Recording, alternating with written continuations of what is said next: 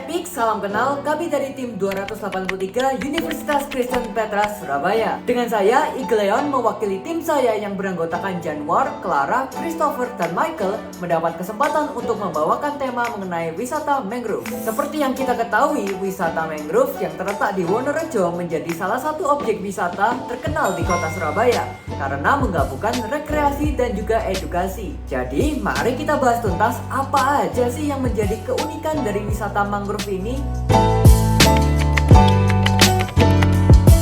Ekowisata mangrove merupakan salah satu tempat wisata di Surabaya yang didirikan oleh pemerintah kota Surabaya. Ekowisata mangrove ini diresmikan oleh pemerintah kota Surabaya pada tahun 2009. Ekowisata mangrove ini dibangun dengan tujuan sebagai tempat rekreasi atau wisata, sekaligus sebagai tempat yang mengedukasi para pengunjungnya.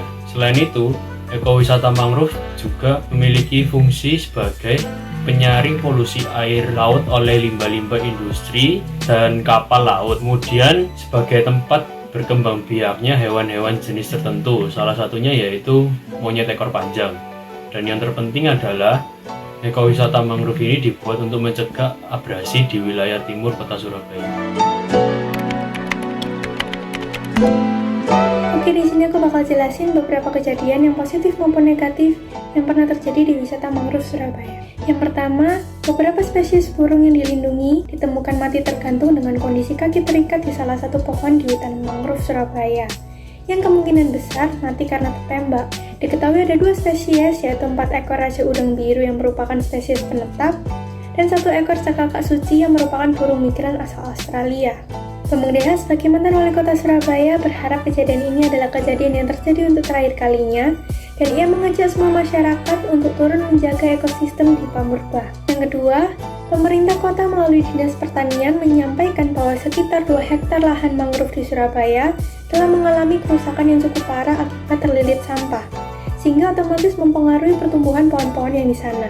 Pemerintah kota sangat mengharapkan kesadaran warga untuk tidak membuang sampah di sungai karena adanya pengaruh negatif yang ditimbulkan pada tanaman maupun satwa di sekitarnya. Yang terakhir, yaitu yang ketiga, ribuan siswa SD dan SMP Negeri Surabaya ramai-ramai mengajak orang tua mereka untuk menanam mangrove di kegiatan Family Tree Planting 2020. Kegiatan ini dilaksanakan sebagai bentuk kesadaran masyarakat, khususnya siswa, guru, dan orang tua, untuk mengetahui peran penting hutan mangrove, yaitu untuk melindungi pantai dan tebing sungai dari kerusakan seperti erosi dan abrasi. Tempat wisata mangrove ini juga merupakan tempat yang menarik. Di antaranya terdapat area jogging track sepanjang 2 km yang dikelilingi oleh pepohonan mangrove yang rimbun, sehingga dapat digunakan sebagai penghalang sinar matahari. Di sekitar area terdapat lahan untuk piknik, sehingga pengunjung dapat menggelar tikar dan menggunakannya untuk makan. Di sekitar kawasan hutan terdapat banyak sekali spot foto yang menarik. Salah satu atraksi menarik di ekowisata mangrove Wonorejo ini adalah jembatan gantung yang megah. Menurut publikasi pemerintah kota Surabaya, jembatan gantung ini terbuat dari bambu betung. Selain itu, wisatawan juga dapat berkeliling di perairan menggunakan perahu maupun speedboat. Beberapa fauna juga tinggal di area sekitar, seperti kepiting rawa yang tinggal di area wisata mangrove Surabaya tersebut. Mengutip publikasi Dinas Perpustakaan dan Kearsipan Jawa Timur, kawasan mangrove di Pamurbaya, Kelurahan Wonorejo, Kecamatan Rungkut, Kota Surabaya ini memiliki 140 spesies burung terbesar di Pulau Jawa. Dari 140 spesies tersebut, sekitar 84 spesies merupakan spesies menetap, 12 spesies dilindungi, dan 44 spesies lainnya adalah migran.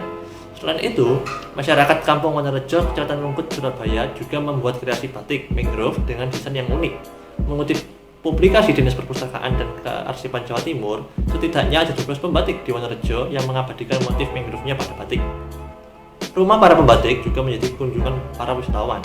Pada rumah salah satu penggeraknya terdapat ampenan batik mangrove dalam berbagai bentuk.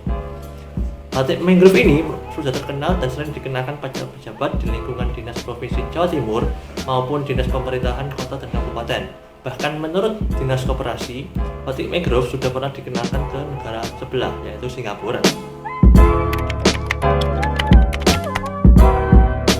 Yang pertama adalah tanaman bakau, selanjutnya tanaman api-api, tanaman pidada, dan tanaman budah-budah.